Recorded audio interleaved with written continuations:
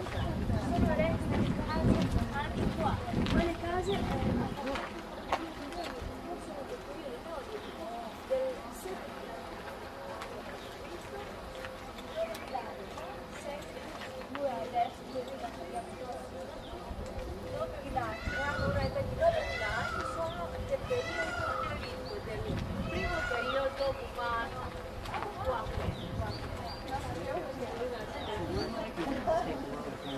Okay, gather around. Yeah. What we do on an archaeological site is a couple of things. One is I introduce the site to you for a few minutes so you know where you are, when you are, and what to expect. And then I usually take you through and point things out. And then at the end I give you time to go back and take some extra pictures and so on. Because if we stop all the time,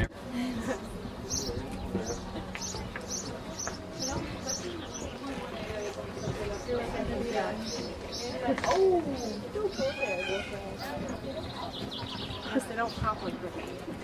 My tail.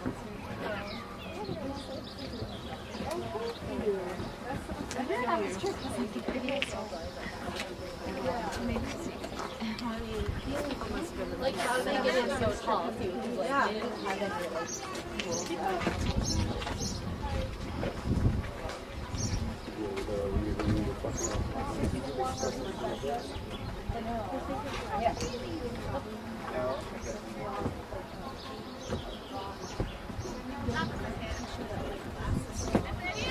I know, it's crazy. I mean, keep in mind, you just went to a Neolithic cave. This dates from 1,000 years after that. And in those 1,000 years, obviously human beings here learned to build these this direct access to this mountain and worship the god up there, which what we'll do, but we'll take a bus down there rather than walk. That's where we find it towards the mountain. In some of these pits there would have been grain. Some of them there would have been wine, some would have been oil.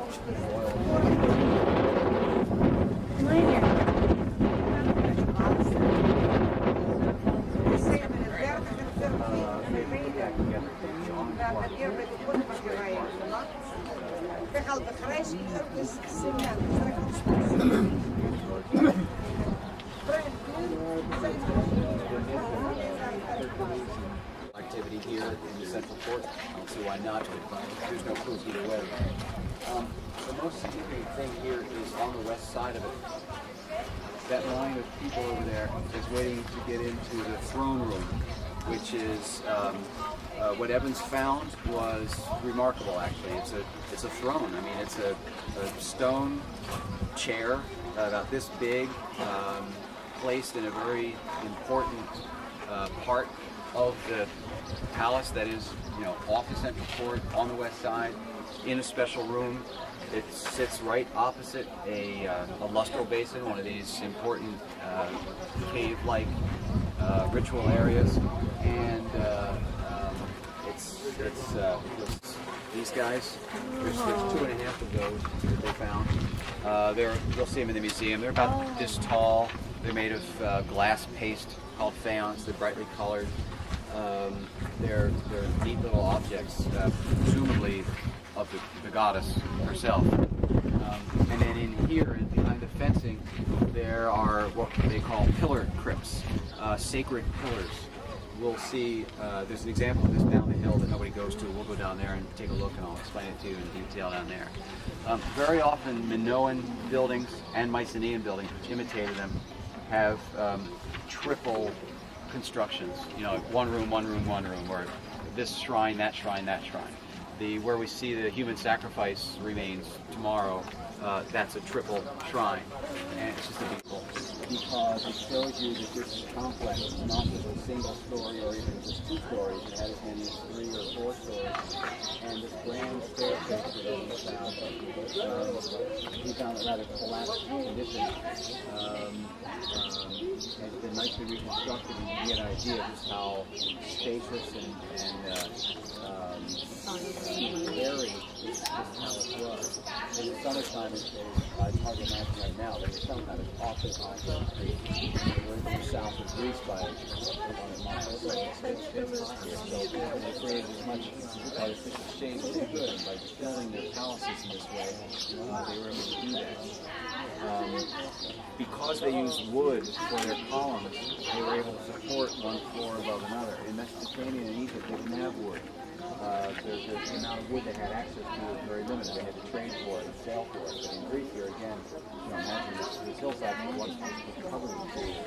So they could build these multi-story buildings which were functional, both in terms of holding more people and materials, and also we closed this off about 3 years ago. I didn't quite figure out why.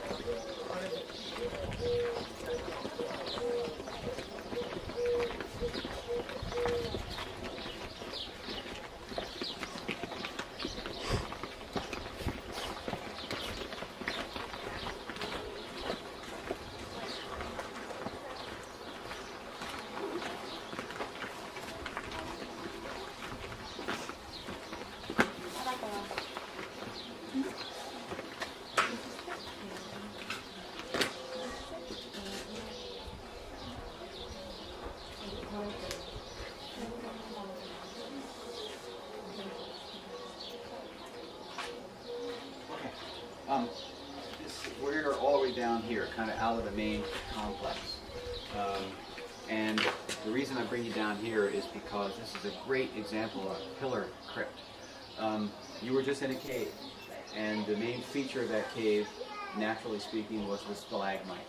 And when they built ritual rooms for the palace, again, to save them the hassle going all the way to the cave and so on, they kind of recreated that atmosphere and that construction here in stone.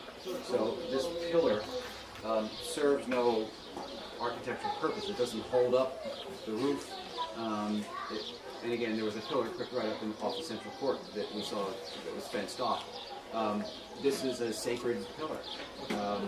When you look at Mycenae, when we go into Mycenae and the Great Lion Gate, there's two lions standing on altars and they're facing a column. And again, the column is the kind of an architectural version of this sacred stalagmite or sacred column that the earth goddess is used as a symbol of the earth goddess. Standing right next to it is a base for a double axe.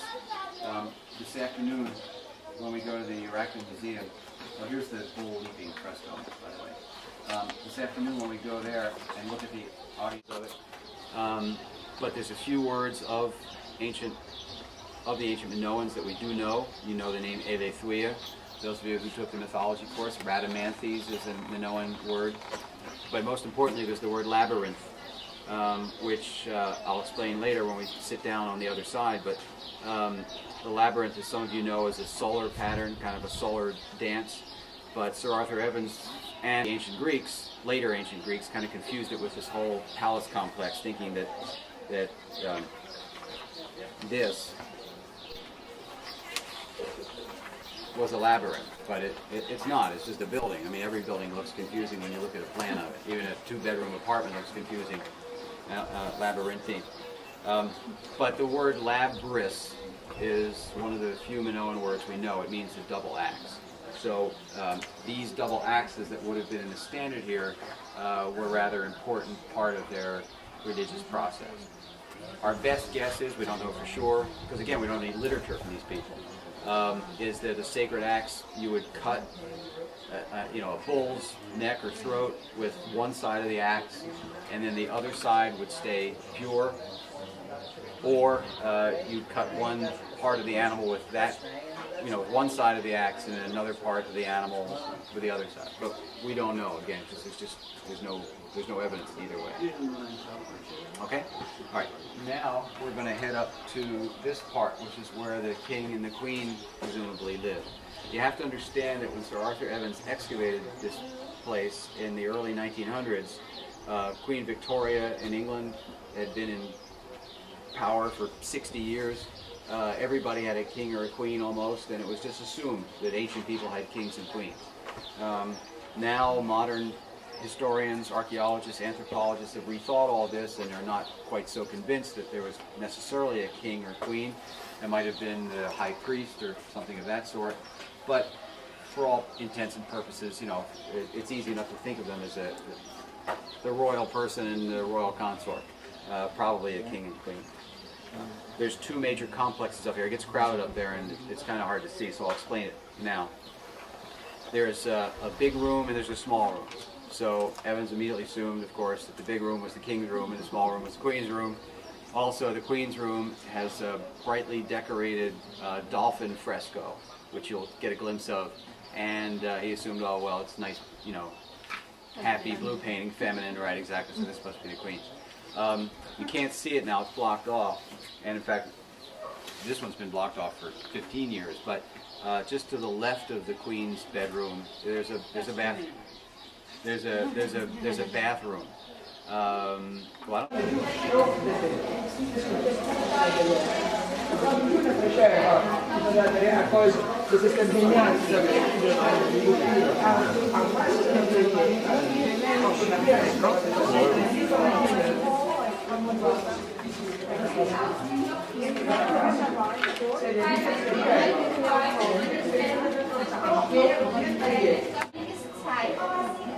Und vielleicht wurden damals Doppelechsen benutzt, während den Volltanzmomenten, um die Stiere zu opfern. Es gab hinten noch so viele Eingänge, Ausgänge, Korridors und Nebenräume. Man konnte sich verlaufen. Manchmal hatte das Wort Labyrinth eine andere Bedeutung. Also dieses berühmte Labyrinth aus der Mythologie hat es leider.